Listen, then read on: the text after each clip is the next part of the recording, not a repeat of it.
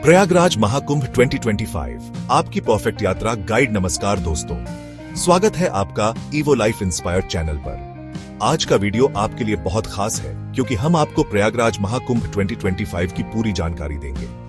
अगर आप पहली बार कुंभ में जा रहे हैं या फिर इसे बेहतर तरीके से एक्सप्लोर करना चाहते हैं तो इस वीडियो को सेव कर लीजिए और अंत तक जरूर देखें। ये जानकारी आपकी यात्रा को सुरक्षित और यादगार बनाएगी।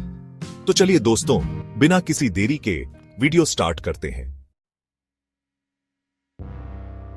दोस्तों, सबसे पहले बात करते हैं महाकुंभ के महत्व की। ये कोई साधारण मेला नहीं है, ये एक ऐसा पर्व है जो हर 12 साल में आता है। और इस बार तो ये और भी खास है क्योंकि ये प्रयागराज में लग रहा है, जहां गंगा, यमुना और सरस्वती का पावन संगम होता है। 2025 में ये महाकुंभ 13 जनवरी से शुरू होकर 26 फरवरी तक चलेगा, यानी पूरे 45 दिन तक आप इस दिव्य और भव्य मेले का हिस्सा बन सकते हैं। अब आप सोच रहे होंगे कि इस महाकुंभ में ऐसा क्या खास है? तो दोस्तों, इस मेले में न सिर्फ आपको धार्मिक और आध्यात्मिक शांति मिलेगी, बल्कि आप भारत की संस्कृति और परंपराओं को भी बहुत करीब से देख और समझ पाएंगे। लाखों की संख्या में साधु संतों का समागम, उनके प्रवचन, भजन कीर्तन और धार्मिक अनुष्ठान आपके मन को एक अलग ही शांति और सुख प्रदान करेंगे। तो दोस्तों, अगर आप अपने जीवन में कुछ अलग और अनोखा अनुभव करना चाहते हैं तो प्रयागराज महाकुंभ 2025 आपके लिए एक सुनहरा अवसर है। दोस्तों, महाकुंभ में स्नान का बहुत महत्व है और खास तौर पर शाही स्नान का। ये वो दिन होते हैं जब लाखों की संख्या में लोग पवित्र गंगा में डुबकी लगाकर अपने को धन्य करते हैं। 2025 के महाकुंभ में कुल 6 शाही स्नान होंगे। पहला शाही स्नान 13 जनवरी को पौष पूर्णिमा के दिन होगा। दूसरा शाही स्नान 14 जनवरी को मकर संक्रांति पर होगा, जो कि बहुत ही शुभ माना जाता है।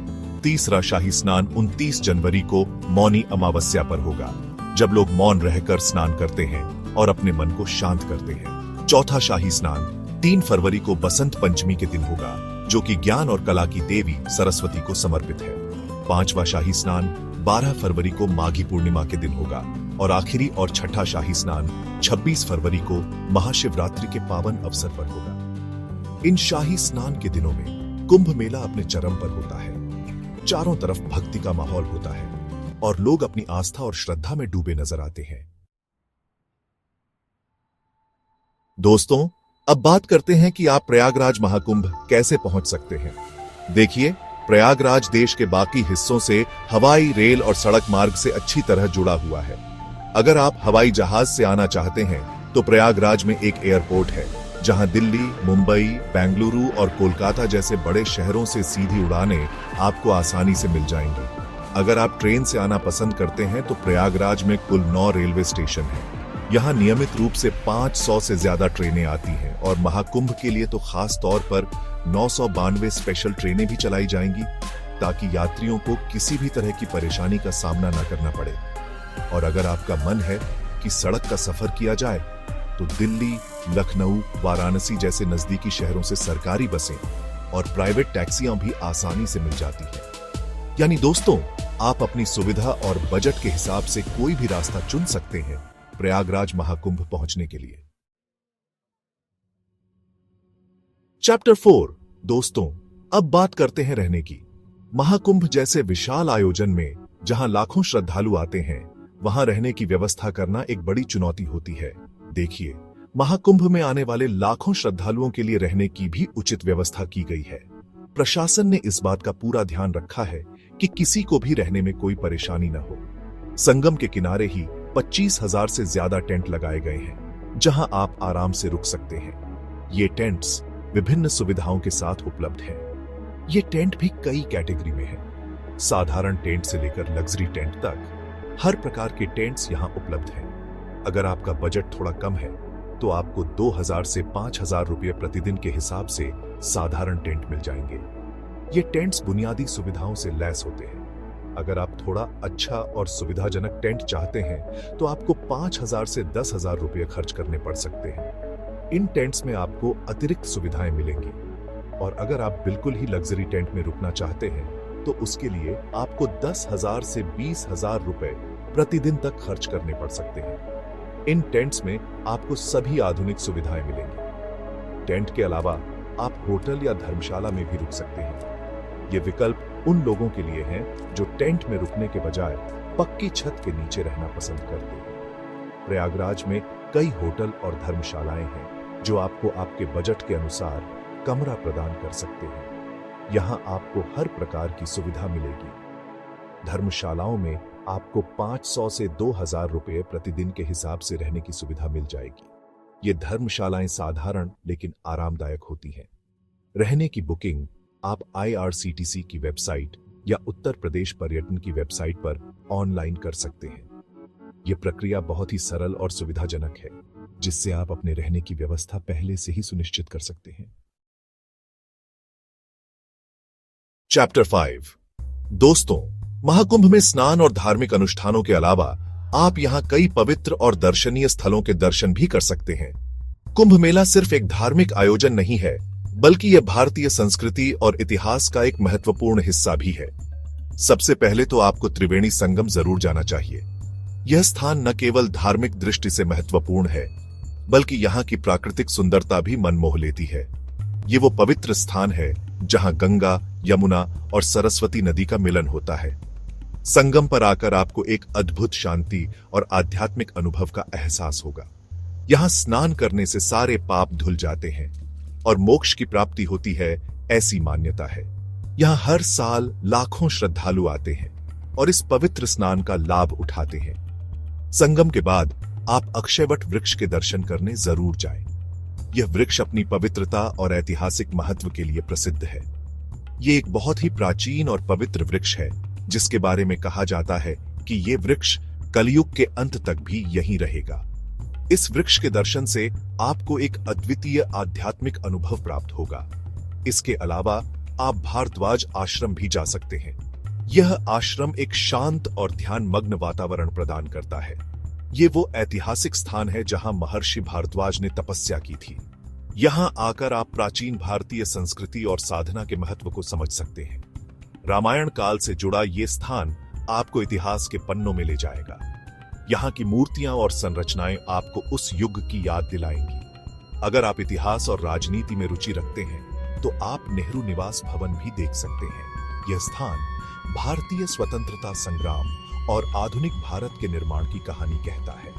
ये भारत के प्रथम प्रधानमंत्री पंडित जवाहरलाल नेहरू का घर था और आज ये एक संग्रहालय बन चुका है। यहाँ आप नेहरू जी के जीवन और उनके योगदान के बारे में जान सकते हैं।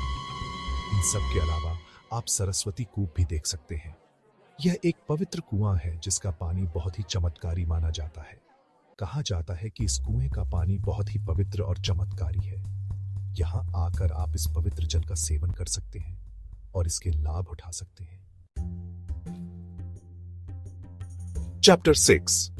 दोस्तों, अब मैं आपको कुछ महत्वपूर्ण टिप्स और सेफ्टी गाइडेंस देता हूं जो आपकी महाकुंभ यात्रा को सुगम और सुरक्षित बनाएंगे।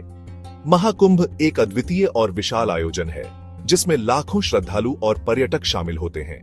इसलिए यह आवश्यक है कि आप अपनी यात्रा की योजना पहले से बना लें और सभी आवश्यक तैयारियां कर लें। देखिए, महाकुंभ में लाखों लोग आते हैं, इसलिए भीड़भाड़ तो रहती ही है। इस भीड़ में सुरक्षित रहना और अपने सामान का ध्यान रखना बहुत महत्वपूर्ण है। भीड़भाड़ में खो जाने या किसी अप्रिय घटना से बचने के लिए सतर्क रहना आवश्यक है। ऐसे में अपना ध्यान रखना बहुत जरूरी है। अपने आसपास के माहौल पर नजर रखें और किसी भी संदिग्ध गतिविधि की सूचना तुरंत नजदीकी सुरक्षा कर्मियों को दें। अपने साथ जरूरी दस्तावेज, पैसे और मोबाइल फोन संभाल कर रखें। इन्हें एक सुरक्षित स्थान पर रखें और बार बार चेक करते रहें कि ये सुरक्षित है। अपने सामान को कभी भी अनदेखा न करें। भीड़ भाड़ वाले इलाकों में अपने बच्चों का खास ध्यान रखें। बच्चों को हमेशा अपने साथ रखें और उन्हें भीड़ में अकेला न छोड़ें।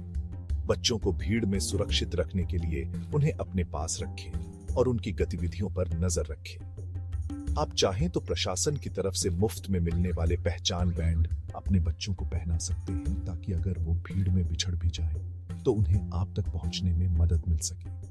यह पहचान बैंड बच्चों की सुरक्षा के लिए बहुत उपयोगी होते हैं। अपने साथ एक छोटा सा हेल्थ किट जरूर रखें जिसमें जरूरी दवाइयां जैसे कि पैरासिटामोल, ORS, बैंडेज वगैरह रख लें। इसके अलावा अपने साथ कुछ प्राथमिक चिकित्सा सामग्री भी रखें ताकि किसी भी आपात स्थिति में आप तैयार रहें। महाकुंभ में खाने पीने की चीजें खरीदते समय सावधानी बरतें। सुनिश्चित करें कि आप स्वच्छ और सुरक्षित स्थानों से ही भोजन खरीदें। अस्वच्छ भोजन से बीमार होने का खतरा रहता है। किसी भी अनजान व्यक्ति से कोई भी चीज लेने से बचें। अनजान लोगों से मिलने वाली चीजों में मिलावट हो सकती है जो आपकी सेहत के लिए हानिकारक हो सकती है। महाकुंभ प्रशासन ने पूरे मेला क्षेत्र में सुरक्षा के पुख्ता इंतजाम किए हैं। सुरक्षा कर्मी हर समय तैनात रहेंगे और आपकी सुरक्षा सुनिश्चित करेंगे। जगह जगह पर पुलिस बल तैनात रहेगा और कैमरों से भी हर गतिविधि पर नजर रखी जाएगी। ये कैमरे हर समय सक्रिय रहेंगे और किसी भी संदिग्ध गतिविधि को तुरंत पकड़ लेंगे। इसके अलावा कुंभ सिटी में 10 डिजिटल खोया पाया केंद्र भी स्थापित किए गए हैं जहां आप अपना खोया हुआ सामान ढूंढ सकते हैं। इन केंद्रों पर आपको तुरंत सहायता मिलेगी और आपका सामान सुरक्षित रूप से वापस मिल सकेगा। ओतरो दोस्तों, यह थी महाकुंभ 2025 की पूरी गाइड। अगर आप भी कुंभ मेला का हिस्सा बनने जा रहे हैं तो इस वीडियो को अभी सेव करें ताकि आप कोई जरूरी जानकारी भूल न जाए।